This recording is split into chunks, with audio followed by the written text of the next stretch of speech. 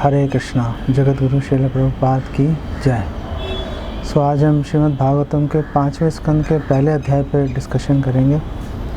और ये पूरा चैप्टर जो है ये परीक्षित महाराज के दो डाउट्स के ऊपर खड़ा हुआ है। परीक्षित महाराज को बताया था सुखदेव गोस्वामी ने महाराज प्रियव्रत के बारे में, तो महाराज प्रियव्रत के बारे में सुनते ही उसके माइंड में, परीक्षित महाराज के माइंड में दो डाउट्स खड़े हो गए। और उन्होंने बोला तो बहुत बड़े डाउट्स आ गए मेरे माइंड में, दिमाग ख़राब हो गया, आप प्लीज़ उसको क्लैरिफाई करो।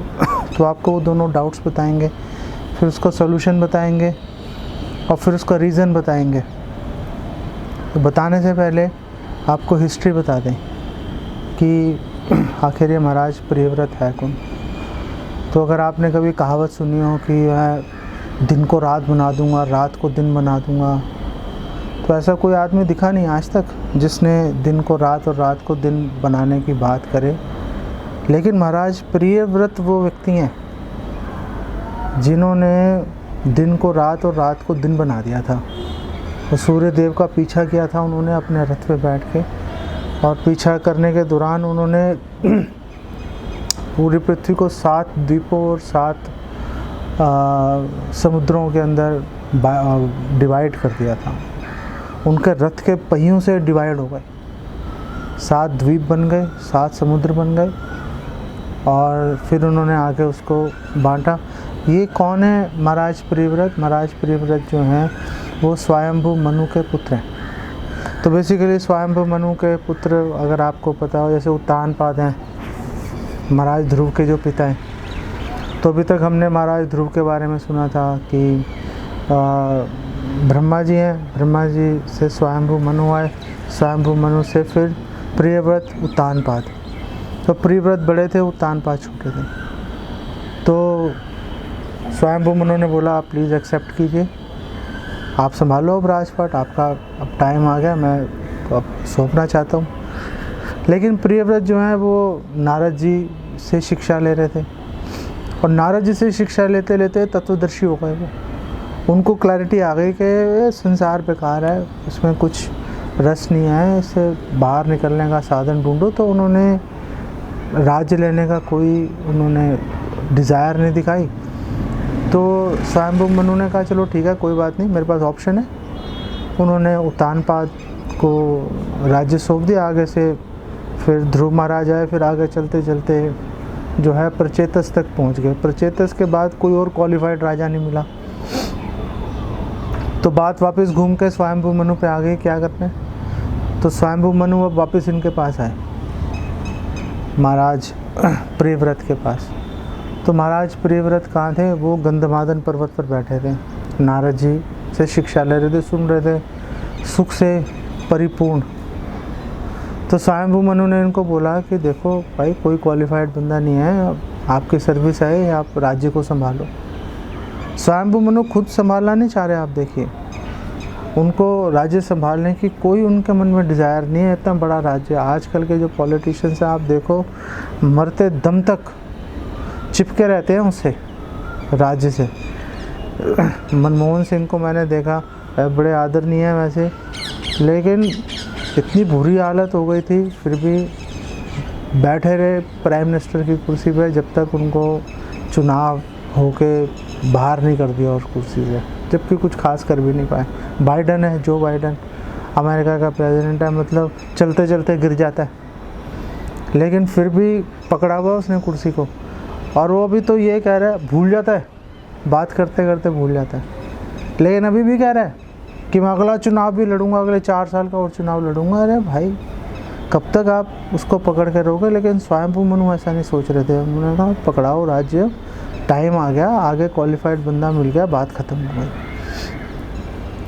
तो स्वयंभू मनु आए वापस गंधमादन पर्वत पर, उन्होंने बोला कि आप राज्य संभालिए। तो महाराज प्रियव्रत ने बोला देखिए, मेरा तो कोई इंटरेस्ट है नहीं।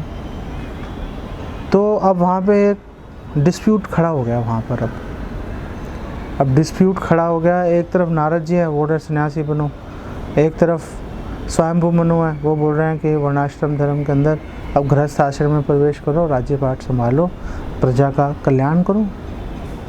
तो अब वो डिस्प्यूट खड़ा हो गया और महाराज प्रियव्रत है, उनकी इंक्लिनेशन नारद जी की तरफ थी। नारद जी की बात में तेज है, ओजस्वी है, वो कुछ बोलेंगे, उनकी बात को कोई काट नहीं सकता। तो अब वो डिस्प्यूट को रिजॉल्व कैसे होगा? तो अब स्वयंभू मनु भी महाजन है, इधर नारद जी महाजन है, तो कोई महाजन ही उसको सॉल्व करेगा। तो ब्रह्मा जी अपने लोक से उतरकर यहाँ पर आए, हंस पर बैठे और हंस पर बैठ के गंधमादन पर्वत पर पहुँच गए। और अपने साथ किसको लेके आए? अपने साथ में वो मूर्तिमान वेदों को लेके आए। हजारों लाखों ऋषि मुनि उनके साथ आए और रास्ते में अनेक गंधर्व और जो जो मिलता गया सब उनके साथ में जुड़ता चला गया। ऐसे पूरी लाखों करोड़ों लोग जो हैं, सबसे आगे ब्रह्मा जी चल रहे हैं हंस पर बैठकर और वहाँ पे उतरे। तो तीनों ने, प्रियव्रत महाराज, स्वयंभू मनु और नारद जी, तीनों ने उठकर उनको प्रणाम किया। प्रियव्रत महाराज के दादा लगते हैं और स्वयंभू मनु और नारद जी के पिता हैं, गुरु भी हैं। तो अब जब वो मिले उनसे तो फिर उन्होंने इस समस्या का समाधान किया। तो डाउट्स क्या आए थे परीक्षित महाराज के माइंड में? डाउट ये आया था कि शुकदेव गोस्वामी ने बताया था कि महाराज प्रियव्रत ने ऐसे पहला विवाह किया, उससे 10 पुत्र और 1 पुत्री हुई। वो पुत्री उन्होंने शुक्राचार्य को सौंपी। शुक्राचार्य ने उनके गर्भ से जो है देवयानी का जन्म हुआ। देवयानी ये जाति, आपको अगर वो कनेक्शन आ रहा हो, शर्मिष्ठा, देवयानी, ये जाति की पूरी एक स्टोरी चल रही है। तो वो आ गया और उनके जो 10 पुत्र थे पहली पत्नी से, 10 पुत्रों में 3 सन्यासी बन गए। 7 जो पुत्र थे, 7 पुत्रों ने एक आइलैंड, एक द्वीप का राज्यभार उन्होंने संभाल लिया। फिर उन्होंने दूसरे विवाह किया और दूसरी पत्नी से उनके 3 पुत्र हुए। तीनों ही जो है मनु बन गए और उन्होंने आगे जाके मनु का जो है कार्यभार संभाला उन्होंने। तो डाउट्स क्या आए? डाउट ये आए कि पहला डाउट जो उनके माइंड में आया, उन्होंने बोला कि परम दृष्टवा निवर्तते, कि हायर टेस्ट मिल जाए तो लोअर टेस्ट को ऑब्वियसली छोड़ देते हैं। जब तो हायर टेस्ट है ना हाथ में, लोअर टेस्ट के पीछे क्यों जाएंगे? तो उन्होंने कहा जब ऑलरेडी वो तत्वदर्शी हो गए थे, उन्होंने हायर टेस्ट ले लिया था, तो फिर मतलब उन्होंने शादी क्यों कर ली? क्योंकि वो तो ऑलरेडी हायर टेस्ट पे सिचुएटेड थे, उनको ज़रूरत ही नहीं थी करने की। ऐसे 4 कुमार हैं, 4 कुमारों को तो ब्रह्मा जी ने उनको तो ब्रह्मा जी ने ही बोला था भाई आप जो है प्रजा बढ़ाओ। उन्होंने बोला नहीं हम नहीं कर सकते। तो ब्रह्मा जी को बेसिकली गुस्सा भी आ गया था उस बात पर। तो यहाँ पर परीक्षित महाराज कह रहे हैं आखिर वो जब पहले से तत्वदर्शी हैं तो उनको प्योरीफिकेशन की ज़रूरत ही नहीं है, वो ऑलरेडी एक लेवल पर खड़े हैं वो। तो फिर उन्होंने मतलब गृहस्थ आश्रम में क्यों प्रवेश किया? कोई पॉइंट ही नहीं है। और फिर दूसरा डाउट क्या है कि जब गृहस्थ आश्रम में प्रवेश किया जो कि अंधे कुएं का समान है, फिर उन्होंने अपनी कृष्णा कॉन्शियसनेस को कैसे बना कर रखा? उन्होंने वो कैसे कृष्ण भावना भावित बने रहे? उन्होंने कहा ये मेरे माइंड में बहुत ही बड़े क्वेश्चंस आ गए हैं, आप प्लीज़ मेरे को इसका उत्तर दो। भागवतम 7:5-30 में बोला है मतिर्ना कृष्ण परता स्वतो वा मिथो अभिपत्येत ग्रह व्रतानाम। जो एक बार परिवार में घुस गया, घर के अंदर घुस गया, वो कभी उसका माइंड कृष्णा कॉन्शियस नहीं होगा, हमेशा किसी प्रॉब्लम में या सुख में या दुख में फंसा रहेगा उसका माइंड। 1 मिनट की उसको फुर्सत नहीं मिलेगी। तो आखिर ऐसी सिचुएशन में मतलब महाराज प्रियव्रत ने पहले तो जाना नहीं चाहिए था गृहस्थ आश्रम में, अब चले गए तो फिर कैसे बना के रखी, आप ये मेरे को समझाओ। तो अब ब्रह्मा जी जब आए वहाँ पर 2 महाजनों के बीच में डिस्प्यूट को निपटाने के लिए, तो ब्रह्मा जी ने आके उनको एक बड़ी महत्वपूर्ण बात बोली। उन्होंने बोला देखो, प्रियव्रत को बोला देखो ऐसा है कि न तस्य कश्चित तपसा विद्यया वा न योग वीर्येण मनीषया वा नैवार्थ धर्मे परतः स्वतो वा कृतं विहंतुम तनुभृत विभूयात। उन्होंने कहा देखो, जो ना तो कश्चित तपसा, ना तो तपस्या से, विद्या वा ना विद्या से, ना योगा ना योग करके, ना वीर्य ना ताकत के दम पे, मनीषया बुद्धि के बल पर, न नैव धर्म नैव अर्थ धर्म, ना धन दौलत के दम पर और ना तुमने बड़ा धर्म का पालन किया उसके बल पर, परतः स्वतोवा किसी से हेल्प लेके और अपनी ताकत अपने बलबूते पर, कृतम विहंतुम तनुभृत विभूयात कि भगवान के आदेश का उल्लंघन नहीं किया जा सकता। भगवान के जो आदेश है वो हर कंडीशन में उसको बेसिकली फॉलो उसको करना पड़ेगा। उसको ऐसा नहीं हो सकता कि वो ये कंडीशन हो गई थी, ऐसा हो गया था तो हमने उल्लंघन कर दिया हमने, तो मतलब आप प्लीज़ बुरा मत मानिए। हो ही नहीं सकता, ऐसा पॉसिबल ही नहीं है कि उल्लंघन हो जाए। आप ब्रह्म संहिता पढ़ेंगे, ब्रह्मा जी ने जो मुख्य देवी देवता हैं, गणेश जी हैं, सूर्य है, दुर्गा देवी, शिव जी, इन सबका स्वयं अपना भी, ब्रह्मा जी ने अपना भी, इंद्र का, सबका उन्होंने वर्णन किया और उन्होंने बताया कि कैसे मतलब ब्रह्म जो भगवान की आज्ञा का कोई उल्लंघन नहीं कर सकता। हर व्यक्ति, हर देवी देवता, हर जीव भगवान की आज्ञा के अनुसार कार्य करने के लिए उसको मतलब करना पड़ेगा। कोई उसके पास कोई और विकल्प नहीं है कि चल ये विकल्प लगा लेता हूँ, बात बन जाएगी, आगे बढ़ जाएंगे। नहीं होगा, हो ही नहीं सकता, पॉसिबल नहीं है। क्यों ब्रह्मा जी ने सबसे पहली ये लाइन बोली कि भगवान के आदेश का उल्लंघन नहीं हो सकता? इसी वाक्य से हमें ये पता चल जाता है कि जब ब्रह्मा जी ने बोला कि भगवान के आदेश का उल्लंघन नहीं हो सकता, इसका मतलब है ब्रह्मा जी वहाँ पे खुद नहीं आए थे, अपने आप नहीं आए। ब्रह्मा जी को भगवान ने बोला था कि आप जाओ। ब्रह्मा जी को भगवान ने बोला आप जाओ, जाके आप प्रियव्रत को आप मेरा ये इंस्ट्रक्शन, मेरा निर्देश ये बता देना, उसको करना चाहिए, उसको ये ड्यूटी है उसकी। तो यहाँ पर इस श्लोक से हमें ये आभास मिल गया और फिर इसकी पुष्टि जो है 19वें श्लोक में हो जाती है, जहाँ पर कि ब्रह्मा जी ने बोला कि हाँ मुझे भगवान ने भेजा था तुम्हें ये बात बताने के लिए, तो प्लीज़ जो है ये जो काम है इस काम को पूरा करना तुम्हारा कर्तव्य है। फिर ब्रह्मा जी ने आगे बोला कि देखो, जो भी जितने भी जीव हैं भगवान ही उनको सुख और दुख और प्रेरणा हर चीज़ भगवान ही दे रहे हैं, उनके पूर्व जन्म के कर्मों के अनुसार, गुणों के अनुसार। तो हर जीव का कर्तव्य है कि वो भगवान की इच्छाओं को पूरी करे और पूरी तरह से भगवान पर निर्भर है। तब ये सवाल आता है कि पूरी तरह से भगवान पर कैसे निर्भर है, कितनी निर्भरता होनी चाहिए, आखिर किस हद तक निर्भरता दिखाएं? तो ब्रह्मा जी ने बोला कि उस हद तक निर्भरता दिखाओ जैसे अगर आपने कोई अंधा व्यक्ति देखा हो, जैसे कई बार सड़कों पे एक अंधों की टोली चलती है भिक्षा मांगते हुए, कई बार वो भजन भी गा रहे होते हैं, तो उसमें सिर्फ एक व्यक्ति होता है जिसके पास आंखें होती हैं और उनके पीछे 3, 4, 5 जितने भी होते हैं सब जो है अंधे चल रहे होते हैं।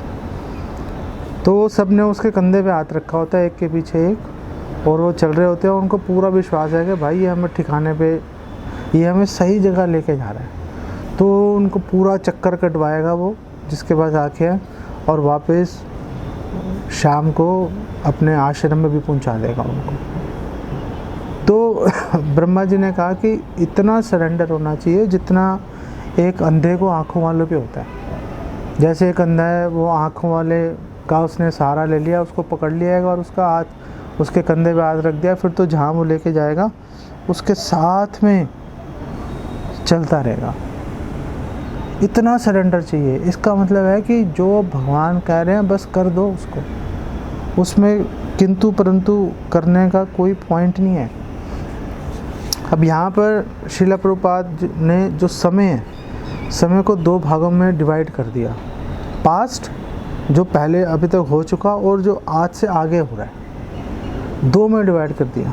तो श्रील प्रभुपाद बोल रहे हैं देखो जो पास्ट में हो गया, अच्छा हुआ बुरा हुआ जैसा भी हो गया, अब उस पर बात करने की कोई ज़रूरत नहीं है। उस पर सोचो मत कि वो हमने ये कर दिया, वो हमने ये नहीं किया, वो हमारे साथ ऐसा हो गया था या हमारे साथ ऐसा नहीं हुआ। अरे उसको छोड़ो, फ्यूचर की ओर देखो, फ्यूचर की ओर देखो कि आपका गोल क्या है और उसके लिए करना क्या है, उसके लिए हम कैसे आगे कदम उठा सकते हैं। मतलब कि अगर मोक्ष की भावना है मन में तो भगवान की शरणागति लो और शुद्ध भक्ति के अंदर जुड़ जाओ, फिर ऐसा संभव हो सकता है कि आपको आगे भौतिक शरीर ग्रहण स्वीकार ना करना पड़े। अब ब्रह्मा जी ने बोला कोई भी आश्रम हो फ़र्क नहीं पड़ता। ब्रह्मा जी ने बोला कोई फ़र्क नहीं पड़ता, कोई भी आश्रम है। ब्रह्मा जी ने कहा देखो दो सिचुएशंस हैं, एक है कि आपका माइंड स्टेडी है, आपका माइंड पीसफुल है, आपके कंट्रोल के अंदर है, और एक सिचुएशन है आपका माइंड कंट्रोल में नहीं है, आप माइंड के कंट्रोल में हो। तो ने बोला अगर माइंड कंट्रोल में नहीं है तो फिर तो जब माइंड कंट्रोल में नहीं है फिर तो तुम चाहे जंगल में रह लो, क्या फ़र्क पड़ रहा है। जंगल में इस जंगल से उस जंगल में, इस जंगल से उस जंगल में जाते रहोगे। आप रिनंसिएशन दिखा रहे हो, उसका पॉइंट क्या है। जैसे श्रील प्रभुपाद बोलता है कि बंदर भी रिनंसिएशन दिखा रहा है, नंगा रहता है, पेड़ों पे रहता है, वो कभी घर में नहीं बनाता वो, लेकिन चारों तरफ हमेशा बंदरियों से घिरा है। ऐसे ही ब्रह्मा जी ने बोला कि अगर माइंड स्टेडी नहीं है, अगर माइंड कंट्रोल में नहीं है तो फिर तो तुम 6 पत्नियों के साथ रह रहे हो, चाहे जंगल में रह रहे हो। 6 पत्नियाँ कौन सी हैं? हमारी 5 ज्ञानेंद्रियाँ और इंद्रियों का स्वामी मन। तो जब वो 6 स्त्रियाँ अलग अलग दिशा में खींच रही हैं व्यक्ति को, तो वो जंगल में चाहे रह रहा है, लेकिन उससे उससे पॉइंट क्या है, वो रह के करेगा क्या? उसका माइंड तो मतलब भाग रहा है ना उधर उधर। और फिर अगर किसी का माइंड स्टेबल है, जिसने अपने माइंड को कंट्रोल कर लिया, अभ्यासेन कौन्तेय वैराग्येन च गृह्यते, जिसने अभ्यास और वैराग्य के माध्यम से अपने माइंड को कंट्रोल कर लिया, वो गृहस्थ आश्रम में भी अगर रह रहा है तो भी उसका कौन क्या बिगाड़ लेगा? कोई कुछ नहीं बिगाड़ सकता, कोई कुछ नहीं बिगाड़ सकता। सो पॉइंट ये नहीं है कि आप कौन से आश्रम में हो, पॉइंट ये है कि आपका माइंड आपके कंट्रोल में है या नहीं। अगर आप गृहस्थ आश्रम में भी हो, माइंड कंट्रोल में है, कोई प्रॉब्लम नहीं है। इसीलिए नरोत्तम दास ठाकुर ने बोला ग्रहेवा वनेते थाको हा गौरांग बोले डाको।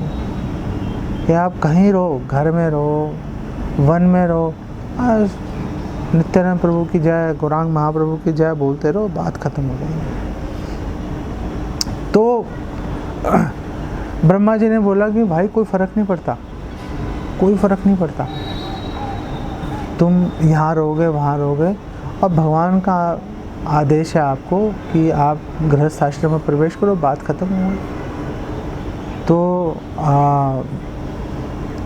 महाराज प्रियव्रत ने बेसिकली इस बात को एक्सेप्ट कर लिया। उन्होंने कहा फाइन, आप जैसा बोलेंगे मैं वैसा करूँगा, मुझे इसमें कोई आपत्ति नहीं है, भगवान की आज्ञा का पालन करूँगा मैं। तो अब जो डाउट्स हैं, जो महाराज परीक्षित के 2 डाउट थे कि भाई वो इतने महान थे, वो तत्वदर्शी थे, फिर उन्होंने गृहस्थ में क्यों प्रवेश किया।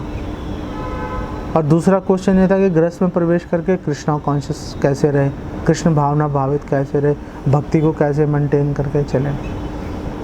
तो फिर उसका आंसर आ गया, पहला आंसर ये है कि वेल देखो, जो कृष्ण भावनामृत है, जो जितनी भी डिवोशन की वो इटर्नल है, उसका बेनिफिट इटर्नल है, कभी भी डिस्ट्रॉय नहीं हो सकती।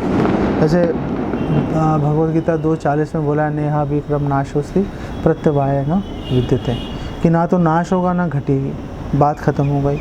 और फिर 9:31 में भगवद गीता में बोला है, कौन तया प्रति जाने ना मैं भक्ता प्रणश्यति, मेरे भक्त का कभी नाश नहीं होता, कुछ भी हो जाए मेरा भक्त, उसकी जो पोजीशन है, जहाँ तक उसने प्रोग्रेस कर ली वहाँ तक वो हमेशा उस सिचुएशन को कभी कोई भी नष्ट नहीं कर सकता, कवर हो सकती है। जैसे भगवद गीता 6:43 में बताया गया है कि जहाँ पे छोड़ा वहाँ से आगे बढ़ जाता है। जो डिवोटी है उसने जहाँ तक प्रगति की, जहाँ पे पहुँच पाया डिवोशन में, बस ठीक है, और आगे जब नेक्स्ट बर्थ लेगा वहाँ से आगे बढ़ना शुरू कर जाएगा। महाराज भरत है, जहाँ पे छोड़ी वहाँ से पकड़ लिया आगे, और जो मिस्टेक्स हैं उसको भी ध्यान में रखा, बात ख़त्म हो गई। तो पहला रीज़न जो है, जो पहला आंसर उन्होंने दिया कि देखो कृष्ण भावनामृत इटर्नल है, तो वो चाहे गृहस्थ आश्रम में प्रवेश कर दो, कभी ख़त्म नहीं होगी, कभी ख़त्म नहीं हो सकती, वो जस की तस बने रहेंगे। और दूसरी बात होती है कि कई बार जो है भक्ति में विघ्न, प्रॉब्लम्स आई जाती हैं, ऑब्स्टेकल्स आई जाते हैं। जैसे भी एक हमने भरत महाराज के बारे में बात की, ध्रुव महाराज हैं, ध्रुव महाराज भी चलो जब पूरे भगवान के दर्शन करके जब घर पहुँचे तो उनका भाई उत्तम यक्षों ने मार दिया था, तो यक्षों से लड़ना शुरू किया। तो पहले तो बिना क्रोध के लड़ रहे थे, फिर क्रोध से लड़ना शुरू किया, कंट्रोल नहीं कर पाए उसको, तो फिर उनको आगे समझाया गया, रोको भाई आप क्या कर रहे हो, ऐसे मारे जा रहे हो सबको, बंद कर दो इसको। और फिर बिल्वमंगल ठाकुर हैं, बिल्वमंगल ठाकुर पूर्व जन्म में बहुत महान भक्त थे, नहीं पूरी कर पाए डिवोशन, और अगले जन्म में तो पहले तो स्त्रियों के पीछे भागते रहे, और फिर वो चिंतामणि वैश्या से प्रेरणा लेकर और उन्होंने फिर जब भक्ति शुरू की तो 700 साल तक जो है वृंदावन में रह के भक्ति करते रहे वो, और ऐसी स्थिति प्राप्त कर ली कि भगवान को उन्होंने बोल दिया कि आप मेरे से हाथ छुड़ा के जा रहे हो ना, अगर ताकत है मेरे दिल से निकल के दिखाओ, मेरे हृदय से निकल के दिखाओ, तो मैं मान लूँगा। तो कई बार व्यवधान आ जाते हैं, व्यवधान क्यों आ जाते हैं उसके ऊपर भी बात करते हैं। लेकिन यहाँ पर ये जो डिवोशन के अंदर जो व्यवधान है, ये सकाम कर्म के व्यवधान से अलग चलते हैं। जो सकाम कर्म है उसके अंदर तो चलो आप सकाम कर्म कर रहे हो, कुछ उसमें प्रॉब्लम्स हो गई, तो आपसे कुछ गलती हो गई, तो बस फिर उसका प्रायश्चित करते रहो, फिर गलती हो गई फिर उसका प्रायश्चित करते रहो। लेकिन भक्ति के अंदर प्रायश्चित का कोई स्कोप नहीं है, क्योंकि जो सबको शुद्ध करने वाली जो वस्तु है स्वयं भगवान, वो तो खुद ही हृदय में बैठे हैं। भक्त के हृदय में भगवान बैठते हैं सक्रिय रूप से, निष्क्रिय रूप से नहीं, सक्रिय रूप से। तो जिसके हृदय में स्वयं भगवान सक्रिय रूप से विराजमान है, उदासीन अवस्था में तो सबके हृदय में, वो तो सबके हृदय में भगवान बैठे हैं, लेकिन भक्त के हृदय में तो सक्रिय है ना, तो फिर उसको शुद्धिकरण का कोई पॉइंट ही नहीं है। भगवान के रहते हुए वो क्यों शुद्धिकरण के लिए प्रयास करेगा, वो तो अपने आप ऑटोमेटिकली उसकी शुद्धि हो जाती है। तो सकाम कर्म जो कर्म कांड है उसमें तो चलो ये हो जाता है ऐसे, लेकिन जो डिवोशन कर रहा है उसके अंदर व्यवधान कैसे आते हैं, तो उसके व्यवधान के दो रीज़न चलते हैं। एक तो वैष्णव अपराध है, यदि वैष्णव अपराध किया वो उसके कारण से भक्ति ढक जाती है, वो जब वैष्णव अपराध का प्रभाव दूर होगा तो वापस आएगी। और दूसरा रीज़न होता है कि भगवान की डिज़ायर होती है, भगवान चाहते हैं कि ये काम ऐसे हो, जैसे जय विजय। अब जय विजय मतलब भगवान की डिज़ायर है और कुछ रीज़न बोला नहीं जा सकता, कि भगवान की डिज़ायर थी कि जो है दोनों 3 जन्म ले नीचे जाकर और भगवान को वीर रस का आस्वादन करना था, बस चलेगा। तो महाराज प्रियव्रत के साथ भी भगवान की डिज़ायर चल रही है कि भगवान की इच्छा है कि गृहस्थ आश्रम में जाएं और गृहस्थ आश्रम में रह के प्रजा का पालन करें।